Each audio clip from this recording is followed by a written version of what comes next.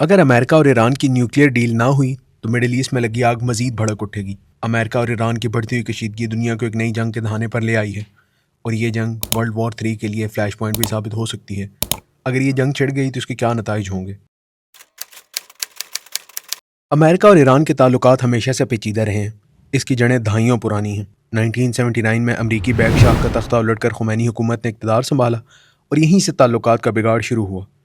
اسی سال ایرانی طلباء نے 474 دن تک امریکی سفارت خانے کے 54 افراد کو یرغمال بنا کے رکھا، جس سے حالات مزید بگڑے۔ 80 کی دہائی میں عراق ایران جنگ میں امریکہ نے عراق کا بھرپور ساتھ دیا، جس سے تعلقات مزید خراب ہوئے۔ 2000 کے شروع میں ایران نے اپنی نیوکلیئر پروگرام پر کام شروع کیا تو اس پر بھی امریکہ کو شدید تحفظات تھے۔ 2015 میں دونوں ملکوں کے درمیان ایک نیوکلیئر ڈیل سائن کی گئی، جسے 2018 میں ٹرمپ نے خود ہی یونیلیٹرل وڈرا کر لیا۔ اس کے ساتھ ہی ساتھ امریکہ کا ایک بہت بڑا اعتراض یہ بھی ہے کہ ایران خطے میں موجود اپنی پروکسیز کے ذریعے اپنے مفادات کا تحفظ کرتا ہے، ان کو ٹریننگ، فنڈنگ اور باقی سہولیات مہیا کرتا ہے۔ ان میں یمن میں ہوتیز، لبنان میں حزب اللہ، غزہ میں حماس اور عراق میں مختلف ملیشیا گروپ شامل ہیں۔ آپس میں ملا کر ان سب گروپ کو ایکسس آف ریزسٹنس کا نام دیا گیا ہے۔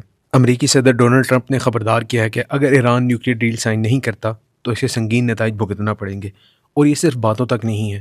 امریکہ نے اپنے B-2 اسٹیلتھ بمبار طیارے انڈین اوشین میں ڈیاگو گارسیا نامی جزیرے پر پہنچا دی ہیں، اور بعض خبروں کے مطابق امریکہ ایران کے خلاف نیوکلیئر ہتھیار استعمال کرنے کے بارے میں بھی سوچ رہا ہے۔ ایران نے جواب میں اپنے دور مار کرنے والے میزائلز اور ڈرونز کو ہائی الرٹ کر دیا ہے۔ ایران کے مطابق ایران خطے میں موجود امریکی اڈوں کو نشانہ بنائے گا۔ خطے کے ممالک میں سے سعودی عرب، قطر اور UAE نے اعلان کیا ہے کہ وہ اپنی فضائی یا زمینی حدود کو ایران کے خلاف استعمال ہونے نہیں دیں گے۔ دوسری جانب روس نے بھی خبردار کیا ہے کہ اگر امریکہ ایران پہ حملہ کرتا ہے تو اس کے سنگین نتائج ہوں گے۔ چائنا نے بھی ایران کے ساتھ تعلقات بڑھانے کا عندیہ دیا ہے۔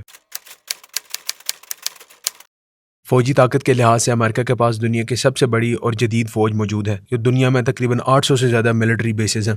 اگر فضائی طاقت کی بات کی جائے تو امریکہ کے پاس B-2 بمبار اور F-35 جیسے جدید فائٹر جیٹس موجود ہیں۔